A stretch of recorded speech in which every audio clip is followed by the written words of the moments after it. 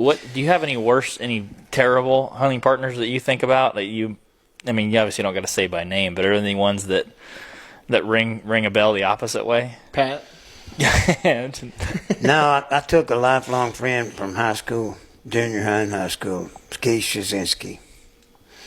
And Ski probably let the biggest Kenedy Ranch buck go I've ever seen. He's 10 feet from us. Come up behind both of us. But he was looking at him, and I couldn't see him. I had my back to him. I saw the look on his face. And when I saw the look on his face, I knew what it was. He was looking at a giant deer that walked up so quiet behind me, I didn't hear him. I didn't hear him at 10 feet when he come to stop. I turned my head around, and he just ducked and wheeled out of there. I had one straight look at him for a split second. He was a 200-inch deer. He had multiple forks and handlebars. He was a mule deer-looking range. He had wide, tall, 15-inch link tie and stuff. And he took off running, and 30 yards, you could still see to shoot at him running, but Ski still just froze looking at him. He's buck fevered. I just grabbed the gun away from him and ran over there, and I could just make out a buck crossing one little hole, and I saw the top, and I go, that's not the same deer. Because it looked, the part I saw was just an 8-point look inside, but then here came the rest of the rack. I got on him, and he's still moving, and I almost crossed that hole completely, and I got one off in his liver. Back.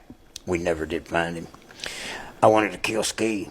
He wanted to kill me. He said, you ever take the gun away from me like that? I'm going to kill you. And I said, Ski, you were buck fevered, you know. And to this day, we're both sick. We're both agreeing. He's the biggest deer that any of us have ever brought out of there, and he got away.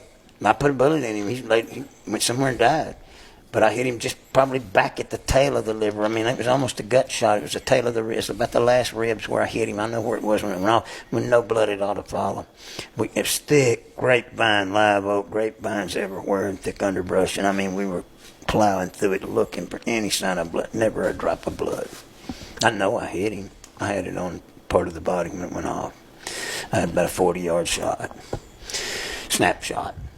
But that deer makes me sick to this day. Typical? No, he was non-typical. He was a 200-something inch non-typical, just over 200.